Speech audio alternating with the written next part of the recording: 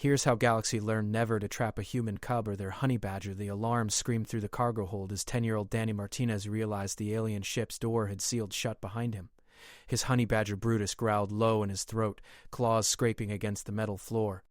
The Centauri pirates had made a terrible mistake when they grabbed the wrong shipping container from Earth's orbital station, and now they were about to learn why humans posted warning signs on everything.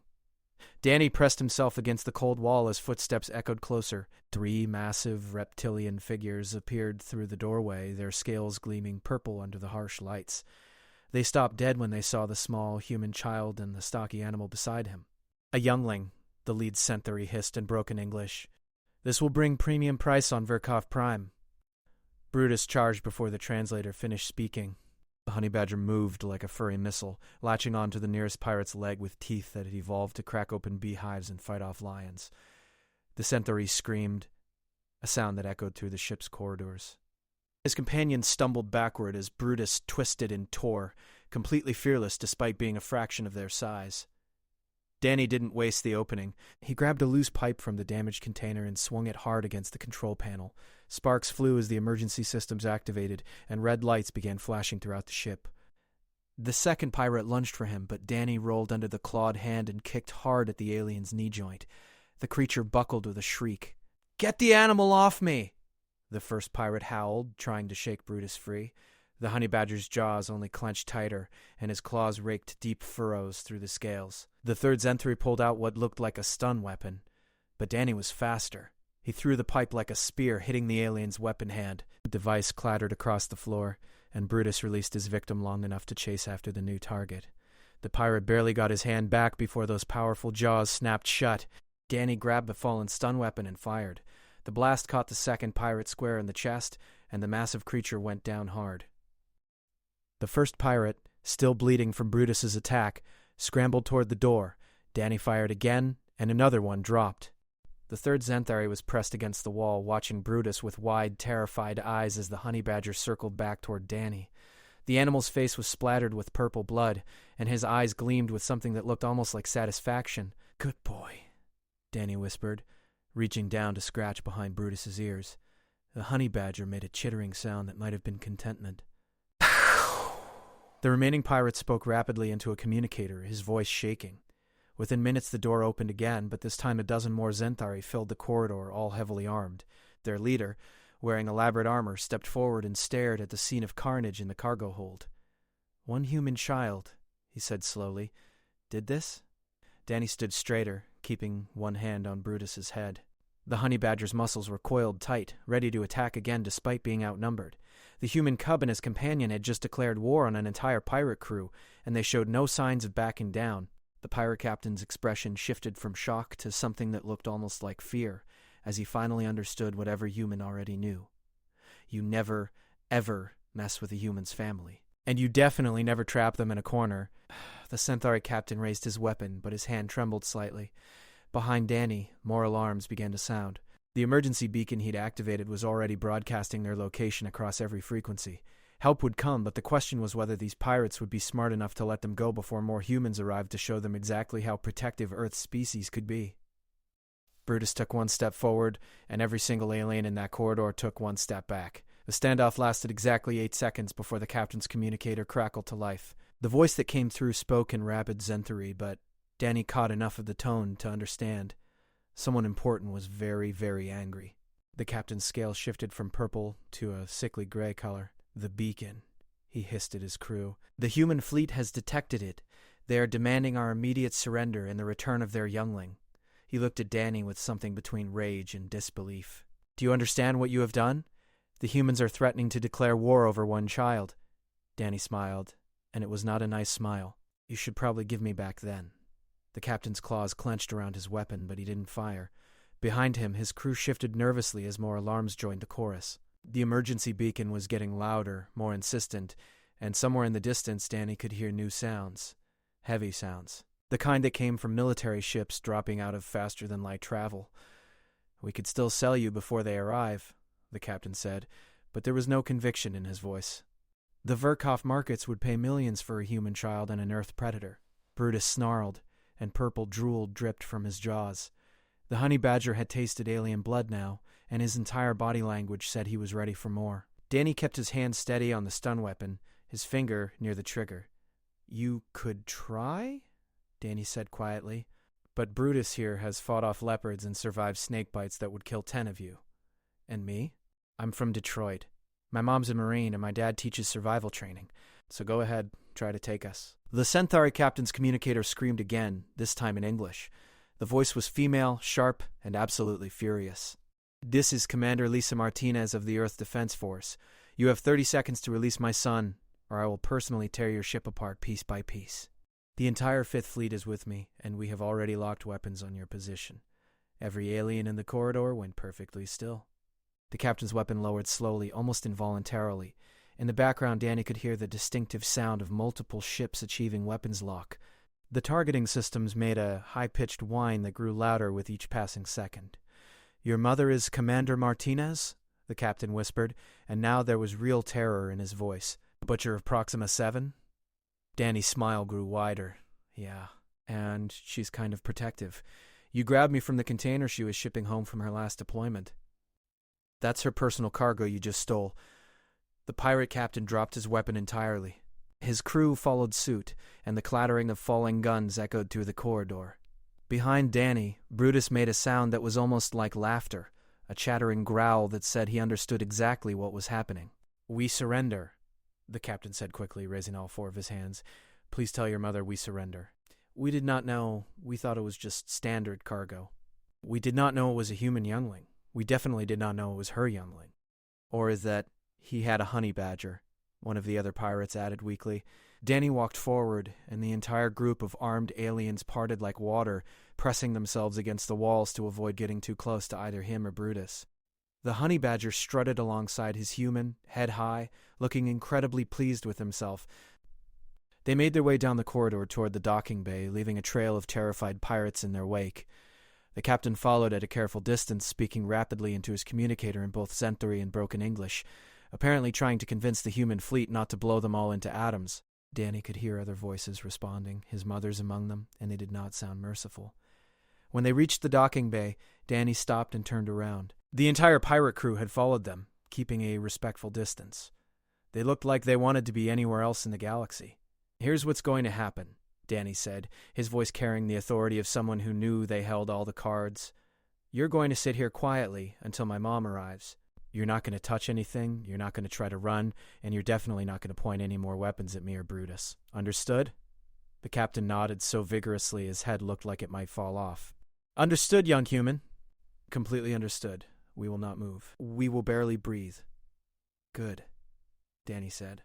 He sat down on a cargo container and Brutus hopped up beside him, curling into a protective ball against his side.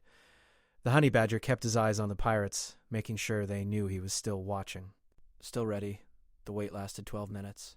Danny counted them off mentally while the pirates stood frozen in place, too terrified to even whisper among themselves. When the docking clamps finally engaged and the airlock began its cycling sequence, every Centauri in the bay flinched. The door opened with a hiss of equalizing pressure, and Commander Lisa Martinez stepped through wearing full combat armor. Behind her, 20 Marines in power suits filed into the bay, weapons raised and ready. The commander's face was set in an expression that could have melted steel, and her eyes scanned the bay until they found her son. "Danny," she said, and suddenly she was just a mother again, running across the bay and dropping to her knees beside him. She pulled him into a crushing hug, armor and all. "Are you hurt? Did they touch you?" "I'm okay, Mom," Danny said, his voice muffled against her armored shoulder. "Brutus took care of me." Lisa looked down at the honey badger, who was watching her with bright, intelligent eyes. She reached out carefully and scratched under his chin. "Good boy, Brutus. Very good boy." The honey badger chittered happily and licked her armored glove with a purple-stained tongue. Lisa stood up, keeping Danny close behind her, and turned to face the pirate captain.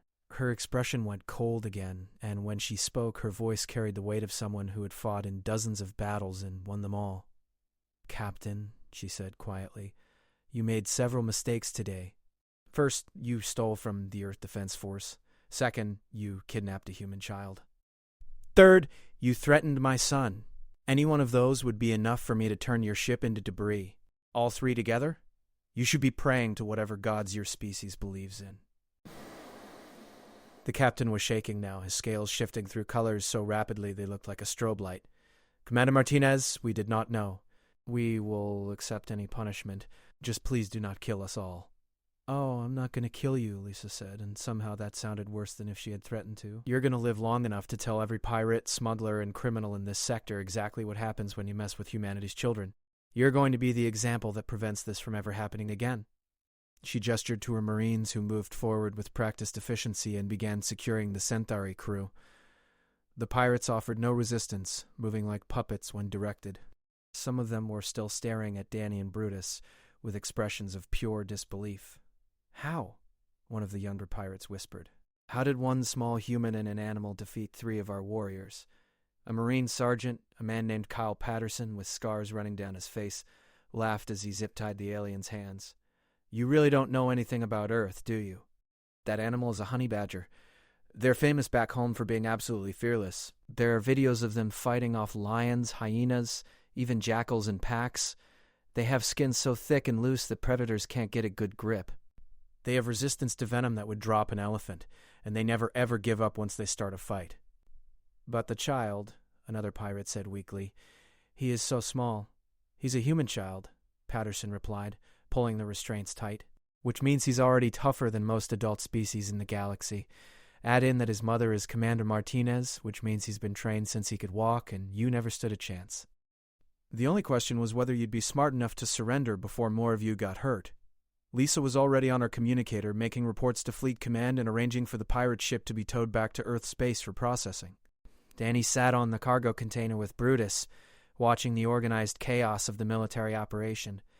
His hands were shaking slightly now that the adrenaline was wearing off, but he felt proud. He'd protected himself and Brutus, and he'd done it well. One of the Marines, a young woman named Kate Sullivan, approached with a med scanner. "Hey there, Danny. Mind if I check you out real quick? Make sure you're not hurt?" "I'm fine," Danny said, but he held still while she ran the scanner over him. Brutus sniffed at the device suspiciously but allowed it. "You did good, kid," Kate said quietly. "Really good. Most adults would have panicked in your situation. You kept your head and fought smart." "Brutus did most of the work," Danny admitted. "I just hit the emergency beacon and grabbed a weapon when I could. That's more than most would have done," Kate assured him. She finished her scan and nodded. "You're healthy. Little elevated heart rate and adrenaline, but that's normal after combat. Your badger friend here is also fine. Looks like he enjoyed himself." Brutus made his chattering sound again, and Kate laughed. Yeah, I bet you did. Bet those pirates regret ever opening that cargo container." Lisa finished her communication and came back to Danny. She'd taken off her helmet, and her face showed a mixture of relief, pride, and residual anger. "Command is sending additional ships to sweep the sector. They want to make sure there aren't any other pirates waiting to ambush cargo shipments. This is going to cause a major incident, Danny. The Council of Species is going to lose their minds when they hear about this." "Are we in trouble?" Danny asked quietly. "You? No, sweetheart. You're a hero. You defended yourself perfectly. The pirates are in trouble. The Centauri government is in trouble for not controlling their criminal elements better, and the galactic community is going to learn a very important lesson about why you don't mess with humans or our families." She looked down at Brutus, who was cleaning purple blood off his paws with his tongue. "And Brutus here is probably going to become the most famous honey badger in history, the first Earth animal to fight aliens and win." Over the next hour, more ships arrived. Intelligence officers came aboard to interrogate the pirates and secure the ship's data cores. Medical teams checked both the Centauri wounded and made sure Danny and Brutus were truly unharmed. A public affairs officer tried to interview Danny for the record, but Lisa shut that down quickly. "He's 10 years old, and he just fought off alien pirates," she said firmly. "He's not giving interviews. He's going home to have ice cream and play video games and be a normal kid again." The public affairs officer tried to argue, but one look at Lisa's face made her reconsider. She retreated quickly, making notes on a datapad. Finally, Lisa took Danny and Brutus to her ship, the EDF Vengeance. It was a heavy cruiser, bristling with weapons and armor, and her crew snapped to attention as their commander came aboard with her son. Word had already spread about what happened, and Danny found himself being treated like visiting royalty. The ship's cook, a massive man named Carlos Rodriguez, personally made Danny whatever he wanted for dinner. Danny chose cheeseburgers, fries, and a chocolate milkshake. Brutus got a plate of raw meat, which he consumed with messy enthusiasm while sitting on Danny's lap in the officer's mess. "So," Lisa said, sitting across from her son with her own meal, "want to tell me exactly how you ended up in that cargo container in the first place?" Danny looked sheepish. "I might have been playing hide-and-seek with Brutus in the loading bay, and I might have fallen asleep in the container because it had those soft packing materials. And then I woke up when the pirate ship grabbed it." Lisa closed her eyes and took a deep breath. "Danny, we've talked about this. The loading bay is off limits for a reason." "I know, Mom. I'm sorry. You're grounded when we get home. But I'm also incredibly proud of you. You did everything right once you realized what was happening. The emergency beacon, defending yourself, keeping calm. That took real courage." "Brutus helped," Danny said again, scratching the honey badger's head. The animal was sprawled across his lap now, looking content and full. "He attacked first. He wasn't scared at all." "Honey badgers never are," Lisa said with a slight smile. "That's why they're called the most fearless animals on Earth. Your father gave you the perfect companion. Is Dad going to be mad?" "Your father," Lisa said carefully, "is currently trying to calm down the Secretary of Defense, who is trying to calm down the President, who is currently yelling at the Century ambassador on live television. So no, I don't think he's going to be mad at you. I think he's going to be too busy dealing with the diplomatic nightmare this caused."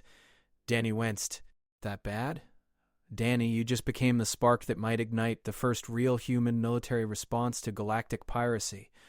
The Earth government has been asking the Council of Species to crack down on pirates for years. They've been ignoring us, treating us like newcomers who don't matter. Well, they can't ignore this. A human child was kidnapped. That's every government's nightmare scenario." She leaned forward, her expression serious. "Tomorrow I expect the Council will issue formal apologies. There will be new treaties, new security agreements, probably a joint task force to hunt down pirates. All because you and Brutus showed these aliens that humans are not prey. We're not weak. And we protect our own with absolutely no mercy." Danny thought about that while he finished his burger. It seemed like a lot of consequences for just trying to survive. But he understood what his mother meant. The galaxy had been testing humanity, seeing if they could push the newcomers around. Today, humanity had pushed back hard. "What happens to the pirates?" Danny asked. "They'll be tried under Earth law for kidnapping and attempted trafficking. The ex-Century government will probably also want them for embarrassing their species. Either way, they're looking at decades in prison. And every criminal in the galaxy is going to hear about what happened. About how a 10-year-old human boy and his honey badger took down 3 adult Zentari warriors. 4, Danny corrected. I stunned 2 of them myself." Lisa's smile grew wider. 4. Even better. That story is going to spread like wildfire. Pirates will start avoiding human ships entirely. They'll warn each other, tell stories, build up legends. In a few years, humans will be considered too dangerous to touch. And it all started today, with you and Brutus." Danny looked down at the honey badger, who was now snoring softly, his belly full and his paws twitching with dreams. Maybe he was dreaming about the fight. About making aliens run in fear. Danny smiled and scratched behind Brutus's ears again. "Good boy," he whispered. "Best friend ever." Lisa stood up and came around the table to kiss the top of Danny's head. "Come on, hero. Let's get you to bed." You've had quite enough excitement for one day. Tomorrow we'll deal with the galaxy. Tonight, you need rest." She led Danny to her quarters where a cot had already been set up for him. Brutus followed, still groggy with sleep, and climbed onto the cot beside Danny. The honey badger circled twice and curled up against Danny's side, radiating warmth and contentment. Lisa tucked them both in, something she hadn't done since Danny was much younger. "I love you, kiddo. You scared me today, but you also made me prouder than I can say. Sleep well." "Love you too, Mom," Danny mumbled, already drifting off. The adrenaline crash was hitting him hard now, and sleep was pulling him down like a warm blanket. Lisa stood in the doorway for a long moment, watching her son sleep with his honey badger guardian. A bridge, where 100 different communications were waiting for her attention. Reports to file, interviews to refuse, orders to acknowledge. The galaxy had changed today, and she needed to help manage that change. But first, she sent one message to her husband back on Earth. It was simple and to the point. Danny and Brutus are safe. The pirates who took them will never make that mistake again. Neither will anyone else. Our son is a fighter, just like his parents. The response came back almost immediately. Thank God. I'll have his favorite dinner waiting when you bring him home. And tell Brutus there's a year's supply of treats coming his way. Also, the Zenthari ambassador just officially apologized to me personally. I think he's terrified we're going to declare war over this. Lisa smiled as she typed her response. We should let them stay terrified for a while. Might teach the whole galaxy a lesson about respecting humans. Already on it. The president is making a speech in an hour about the safety of our citizens anywhere in the galaxy. I think the Council of Species is going to have a very uncomfortable meeting tomorrow. See you soon. Love you. Love you too. Lisa set down her communicator and looked out at the stars. Somewhere out there, pirates were hearing about what happened today. They were learning that humans were not easy targets, that human children could fight back, that human animals were just as dangerous as the humans themselves. And most importantly, they were learning that humanity protected its own with a ferocity that the galaxy had never seen before. She thought about Danny, sleeping peacefully in her quarters with Brutus at his side, 10 years old and already a legend. The boy who fought off aliens with nothing but courage, quick thinking, and one incredibly loyal honey badger. The galaxy would never forget this day. Neither would she. In the cargo bay of the captured pirate ship, the Zenthari captain sat in restraints, staring at nothing. His crew was silent around him, all of them processing what had happened. They'd attacked countless ships over the years, stolen from dozens of species. But this was different. We grabbed a human cub, one of them whispered finally. We actually grabbed a human cub. And their bonded predator, another added. The humans bond with their predators. They keep them as companions. What kind of species does that? A species we should never have messed with, the captain said quietly. His wounds from Brutus's attack were bandaged now, but they still burned. He would carry these scars for the rest of his life, a permanent reminder of the worst decision he'd ever made. What do you think they'll do to us? A young pirate asked, her voice shaking. I don't know, the captain admitted. But I suspect we're going to wish they'd just killed us today. The humans are going to make examples of us. We're going to be the cautionary tale that every pirate hears. The crew that was stupid enough to kidnap a human youngling. He looked around at his crew, seeing his own fear reflected in their faces. Pass the word to every criminal you know. Every smuggler, every pirate, every thief. Tell them what happened today. Tell them that humans are absolutely off limits. Their cargo, their ships, their people, everything. The risk is not worth it. Nothing is worth facing what we face today. One child and one animal, someone said bitterly. How were we supposed to know? We should have known, the captain snapped. The humans warned everyone when they joined the galactic community. They said they'd protect their own. They said they don't negotiate with kidnappers or terrorists. They said they would respond to any threat against their citizens with overwhelming force. We just didn't believe them. We thought they were bluffing, trying to sound tough because they were new. He leaned back against the wall, closing his eyes. They weren't bluffing. They were making a promise. And today, we learned that humans always keep their promises. The cargo bay fell silent again. Outside, they could hear the humans moving around, searching the ship, cataloging evidence. Professional. Efficient. Absolutely unstoppable. And somewhere in that fleet, a 10-year-old boy slept peacefully, guarded by the most fearless predator Earth had ever produced. Together, they had changed the galaxy. Together, they had taught every criminal and pirate a lesson that would echo through the stars for generations. Never trap a human cub. And definitely never trap their honey badger. The message spread through the criminal underworld like lightning. Within hours, every pirate den, smuggler heaven, and black market in the sector knew the story. By the next day, it had reached the galactic core. Within a week, even the most remote criminal organizations had heard about Danny Martinez and Brutus the honey badger. The story grew in the telling, as stories always do. Some versions had Brutus taking down a dozen pirates single-handedly. Others claimed Danny had fought off the entire crew with just his bare hands. The truth was impressive enough, but the exaggerations made it legendary. And throughout the galaxy, criminals began avoiding human ships with religious fervor. The risk was too high. The consequences too severe. Better to rob a Vorlian merchant vessel or hijack Zenthari cargo than to even think about touching anything with Earth registration. The Earth government, recognizing the opportunity, leaned into the legend. They released official footage of the rescue operation, carefully edited to show the captured pirates, the damaged cargo bay, and enough evidence to prove the story true without compromising operational security. They gave interviews where they spoke about humanity's absolute commitment to protecting their citizens, especially their children. The Council of Species, embarrassed and under pressure, passed new anti-piracy measures that they'd been stalling on for years.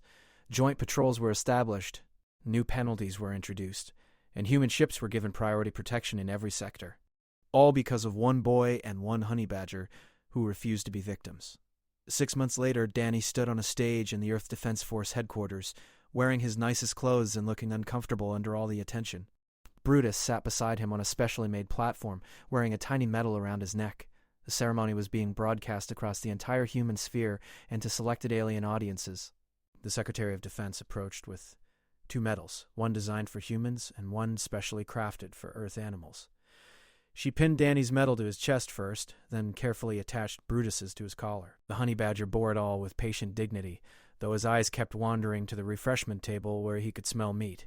"For extraordinary courage in the face of danger," the secretary said, her voice carrying across the packed auditorium. "For demonstrating the finest qualities of humanity, even at a young age, and for showing the galaxy that we protect our own always and without exception. I present these medals to Danny Martinez and Brutus, heroes of Earth." The applause was deafening. Danny's face turned red, but he stood straight and proud, his hand resting on Brutus's head. His parents stood in the front row, both in full dress uniform, both beaming with pride. After the ceremony, as they were leaving the stage, an alien approached them. He was Zenthari, though not one of the pirates. He wore diplomatic robes and moved with careful respect, making sure to stay a safe distance from Brutus. "Young Danny Martinez," he said, his English perfect. "I am Ambassador Kreltok. I wanted to personally apologize on behalf of my entire species for what happened to you. The pirates who took you have brought great shame to our people." Danny looked up at the tall alien, considering. "Are they going to prison?" "They are serving life sentences on both Earth and Zenthar Prime," the ambassador confirmed. "Their names are now synonymous with foolishness in our culture. We have a new saying, as stupid as the pirates who grabbed Martinez. It refers to anyone who makes a catastrophically bad decision." Despite himself, Danny smiled a little. "I hope other pirates are smarter." "They are," Kreltok assured him. "Human ships are now considered absolutely untouchable in criminal circles.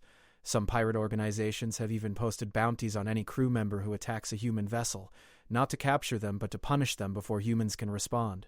You have made your species safer throughout the entire galaxy." "Brutus helped," Danny said for what felt like the millionth time. The ambassador looked down at the honey badger, who was eyeing him with casual interest. "We have learned much about honey badgers in the past months. They are now listed as Class 5 predators in our threat databases, despite their small size. Your species has a remarkable ability to bond with dangerous creatures." "He's not dangerous," Danny protested. "He's my friend." "He is both," Kreltok said gently, "and that is what makes humans so formidable." "You turn your predators into family." "You teach your children to fight instead of teaching them only to flee. You face danger with courage instead of accepting defeat. These are lessons my people are still learning." He bowed deeply, a gesture of profound respect in Zenthari culture. "Thank you, young hero. Thank you for teaching the galaxy about humanity. And thank you for letting us survive our terrible mistakes so we could share the lesson with others." As the ambassador walked away, Lisa put her hand on Danny's shoulder. "How does it feel to be famous?" "Weird," Danny admitted. "I just did what I had to do. Brutus is the real hero." The honey badger, hearing his name, looked up and chittered. Danny scratched his ears, and Brutus leaned into the touch, completely content. "You're both heroes," Lisa said firmly, "and you've both earned a long vacation. How about we head home, have that ice cream I promised 6 months ago, and just be a normal family for a while?" "Can we bring Brutus to the park?" Danny asked hopefully. Lisa laughed. "After all the paperwork I've done to make sure he's licensed as a service animal, he can go anywhere you go. Though I suspect other animals at the park might keep their distance." They walked out of the headquarters building together, a family of heroes. Behind them, the galaxy continued to change, shaped by the events of one extraordinary day when a boy and his honey badger proved that humanity would never be prey. Somewhere in deep space, a pirate ship picked up a distress signal from a human cargo vessel. The captain looked at the signal, then at his crew. "Change course," he ordered immediately. "We're going the other way." "But Captain," his first mate protested, "the cargo could be valuable." The captain pulled up a file on his screen. It showed a picture of a young human boy with a honey badger. "Have you not heard the story of Martinez and Brutus? Do you want to end up like the Zenthari idiots who grabbed him? The humans don't forgive. They don't forget. And they sure as hell don't negotiate. We avoid all human ships, all human cargo, all human anything. That's the rule now." The first mate looked at the image and shuddered. Understood, Captain. Setting course away from the signal. Throughout the galaxy, similar conversations were happening. The legend had spread. The lesson had been learned. Humanity was not to be trifled with, and human children were absolutely, completely, permanently off limits. Danny would grow up knowing he'd changed the galaxy, but his mother and father made sure he also grew up normal. David and Dave Luth and Dave homework and complained about chores, did homework and complained about chores. Brutus went everywhere with him, a constant companion and protector. Years later, when Danny joined the Earth Defense Force like his parents, he would serve with distinction. His first assignment put him on a diplomatic mission to the Centauri homeworld, and the aliens who met him would show him profound respect, not just for his service, but for the lesson he'd taught them as a child. But that was years away. For now, Danny was just a 10-year-old boy with a medal, a famous honey badger, and parents who loved him. He'd been scared, he'd been brave, and he'd survived. And in doing so, he'd shown the entire galaxy what it meant to be human. Never give up, never surrender. Always protect your family. And if someone makes the mistake of threatening you or yours, make sure they regret it so thoroughly that no one ever makes that mistake again. These were the lessons of humanity, delivered by a boy and his honey badger, and learned by a galaxy that would never forget.